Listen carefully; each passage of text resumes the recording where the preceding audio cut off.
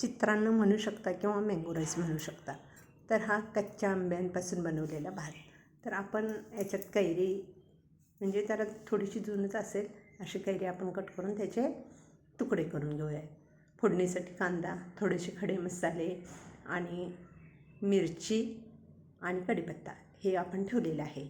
तर छोटे छोटे तुकडे करून घ्यायचे आहेत आंब्याचे. मँगो राईस खायला खूप छान असतो. खूप आंबट आंबा घेऊ नका, थोडासा चांगला असा गोड असणारच आंबा घ्या. आता आपण फोडणी करूयात. फोडणीमध्ये मी तेल घालते आहे. तर तेलात आपण जिरे मोहरी टाकायचीच आहे. तर काही ठिकाणी हा प्रसाद म्हणून वापरला जातो. मी मोहरी टाकलेली आहे, जिरे टाकते आहे. अगदी छान फोडणी मारायची. त्यानंतर मिरची, कांदा घालून कांदा थोडासा फ्राय करायचा, कढीपत्ता घालायचा आहे. छान कांदा ट्रान्सपरंट झाला पाहिजे. मसाले टाकायचे आहेत, खडे मसाले जे तुमच्याकडे अवेलेबल असतील ते टाका. थोडीशी काळी मिरी टाकली आहे, चक्रीफूल टाकलेलं आहे, दालचिनी, लवंग वगैरे असं मी जे माझ्याकडे आहे ते मी टाकलेलं आहे. जे घरी साहित्य असतं त्यातच आपल्याला हा राईस बनवायचा आहे. कांदा छान फ्राय झालेला आहे. तांदूळ मी अर्धा तास पाण्यात घालून ठेवले होते भिजत, म्हणजे भात खूप मऊ आणि छान होतो. तर हा असा राईस बनवण्यासाठी खूप वेळ लागत नाही, पण थोडीशी अगोदर तयारी करून घ्यावी लागते. तर या तयारीसाठी मी थोडासा तांदूळ भिजवून घेतला. तांदूळ फ्राय झाला त्यानंतर मी मँगो टाकते.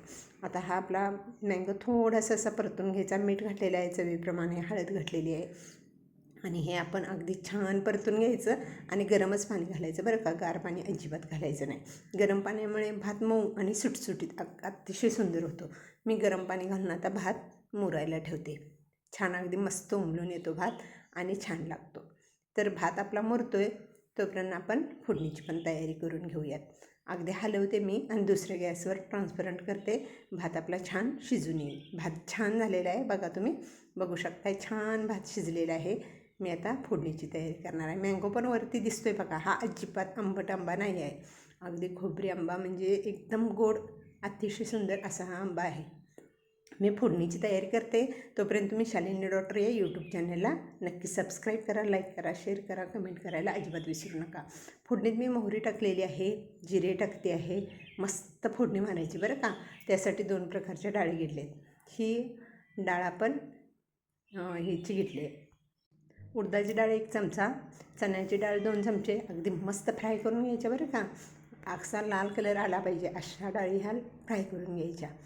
तर डाळ पण फ्राय मी करते, पण हा राईस ना काही काही ठिकाणी प्रसाद म्हणून वापरला जातो. तर शक्यतो मला वाटतं तिरुपतीला मी असा भात खाऊन आलेली आहे, तिकडे हा मला खूप आवडला म्हणून मी रेसिपी करते. आता शेंगदाणे टाकले, कढीपत्ता टाकला आहे, थोडंसं फ्राय करून घ्यायचं आणि पाणी घालून थोडंसं अगदी मऊ होऊ द्यायचं, शिजू द्यायचं नाही जास्त आपल्याला.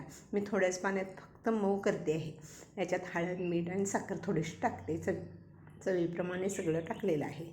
तर असं तुम्हाला प्रसाद जर बनवायचा असेल तर तुम्ही जास्त मेहनत घ्यायची काही गरज नाही आणि खायला अतिशय सुंदर आणि वेगळी रेसिपी आहे. चला तर मग आपलं थोडंसं मऊ झालं का बघून घेऊया.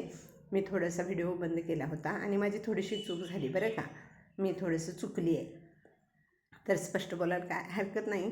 तुम्ही माझे ऑडियन्स आहात त्यामुळे मी तुमच्याशी शेअर करते. तर आपलं थोडंसं हे डाळ वगैरे मऊ झालेलं आहे. तर मग तुम्हाला मी म्हटले ना मी चुकले, तर ते भात घालत असताना मी व्हिडिओ चालू करायला विसरली आणि भात घालून झाला आणि माझ्या लक्षात आलं की आपण व्हिडिओ चालू करायला विसरलो. तर मी हा छान मिक्स करून घेते. वरून मी आंबा ठेवून तुम्हाला दाखवते. अशा प्रकारे हा चित्रान्न किंवा मँगो राईस अगदी तयार झालेला आहे. खूप छान लागतो. तुम्ही नक्की करून बघा आणि माझ्या चॅनलला सबस्क्राईब करायला विसरू नका.